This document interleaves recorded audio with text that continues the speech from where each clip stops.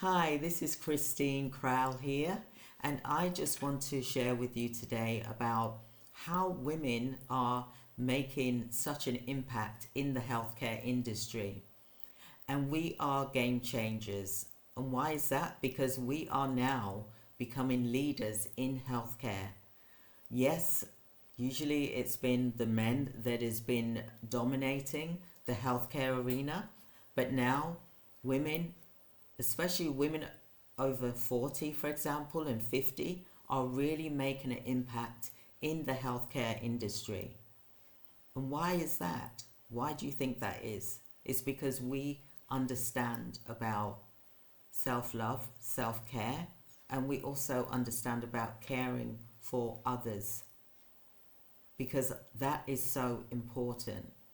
If you are a care provider, you must ensure that you are also looking after yourself. Although you're caring for others, you have to care for yourself as well in order to give to your team, in order to give to clients who you serve.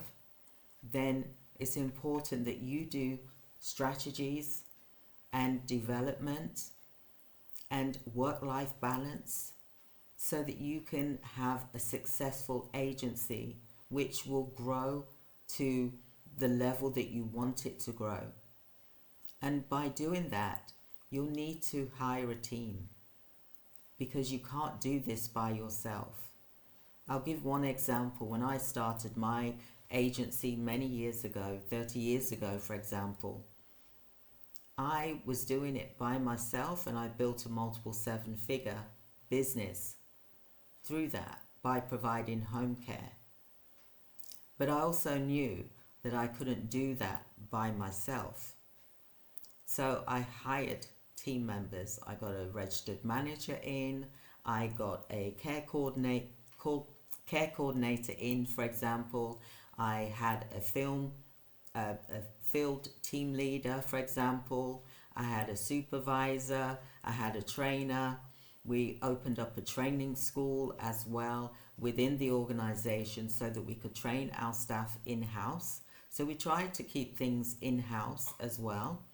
But now we can actually hire staff members globally. We don't have to stay where we are. We can be a global organization and we can hire staff globally as well to do jobs that are just so important and effective. It gives you more choices of who you hire as well. But obviously you've got to be aware of the laws within the states that you hire. So it's whether you hire people as self-contractors or whether you have them as employees.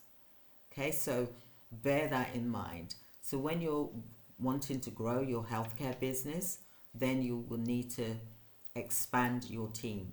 That means you'll need to have more team members in, a manager in, to help take the load off of you because you can't do this by yourself. I thought I could, but I know that I can't do this by myself. Even today, I have up to, I think, 16 team members within the organization, and we're growing constantly because we are global. So we are now reaching out to America, the UK, Cyprus, Canada, Scotland, Ireland, Wales.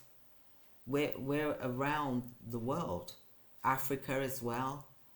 So we are growing, and I am so pleased that we have our team because I wouldn't be able to grow without them.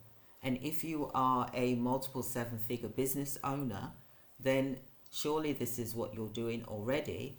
But when you grow and you scale and you have new team members, that takes a lot of hard work as well because they then need to be trained on how to use your systems so that they're working at the same capacity as you. And yes, there will be a few mistakes along the way. We are not robots. We are not perfect human beings. We are learning as we are growing.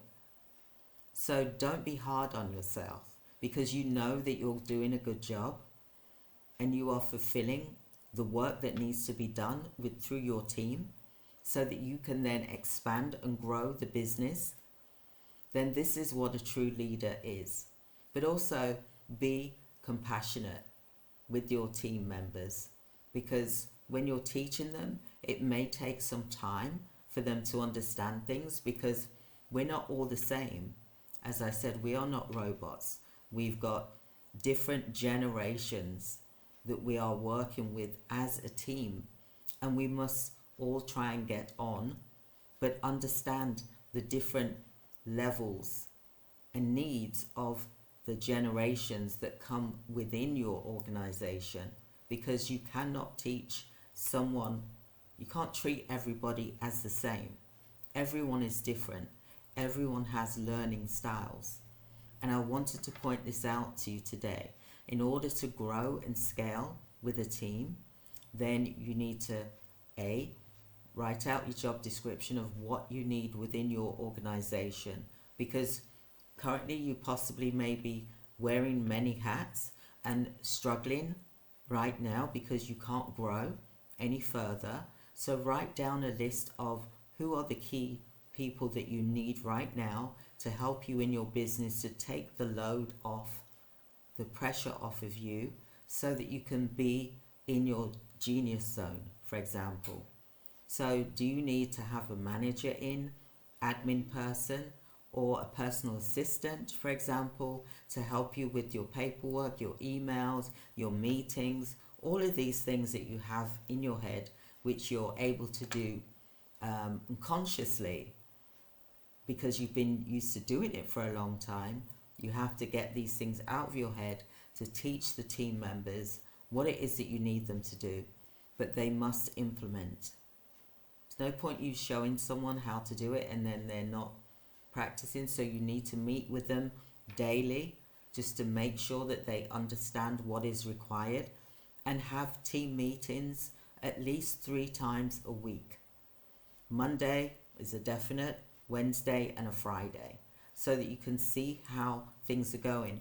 And you may need to have meetings, different meetings with different teams. Like if you've got your social media team, then that's a meeting by itself. Don't have everyone all in the meeting at once, because there'll be people there that don't need to be in the meeting. So if you're having a social media team meeting, then it's about social media. If you're having a contracts meeting, then it's about contracts. If you're having an administration meeting, then it's about accounts, for example. If you're having a recruitment meeting, for example, then it's about recruitment. So make sure that when you do these meetings that they are in separate according to the departments, and then you can have the heads of those departments can feed back to you, where you could have a day where you're meeting with 4 departments. But I like to be involved. I like to still be in on those meetings, for example, so that I'm ensuring that things are working as intended, as according to the goals that's set for the company, because that is so important. So comment below, what do you do in your team meetings? Are you in your major team meetings, your operations of your business? Are you in those meetings, or do you just show up, say, once a week, and then you have meetings all day with all the heads of those departments? Comment below. I'd love to know what it is that you do and how are you finding that right now. Because I tell you what, growing and scaling is wonderful. It's wonderful because you know that this is what you've intended to do as a 6-7 figure business owner. This is what you've intended to do. So how is it going for you? I hope that you've learned something. If you haven't started to scale, it's time for you to start scaling. Once you get to a certain level, multiple 6 figures, it's time for you to start scaling. You can't do this by yourself. Otherwise, you're not growing. Okay, so you need to be working and looking at new opportunities continuously and growing your business to the highest level. and the true version of what you want your business to be. So, what is your vision beyond your vision? I want you to look beyond the horizon. What do you see? Close your eyes and think about what it is that you see for you and your business. What is your future goals? Maybe you want to do a franchise. What is your exit strategy? Comment below and let us know what it is that you intend to do to grow your business to the level that you want it to be. There will be more training to do with leadership. There'll be so much more training to do with life balance, work-life balance. There'll be more training to do with how you create a successful business that is not going to burn you out. There's going to be more training on just thinking about health, things that you can do to help keep you strong and healthy, because wealth is actually health. Because without health, then you can't enjoy your wealth that you're building. So they all come together. It must come from within and come outwards. It's your mindset, which we'll be doing training on mindset. How do we keep positive? How do we stay positive? How do we deal with challenges when we are faced with challenges?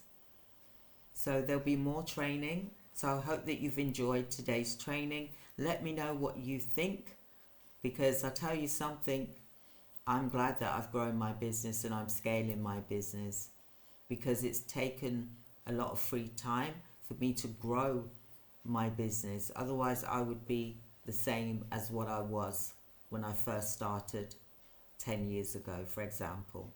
So I hope that you've enjoyed this training today, and comment below, how are you growing in your business? What is it that you're looking to do with your business for 2024? What is your growth plan? Have a great day, everyone. Thank you so much. Goodbye.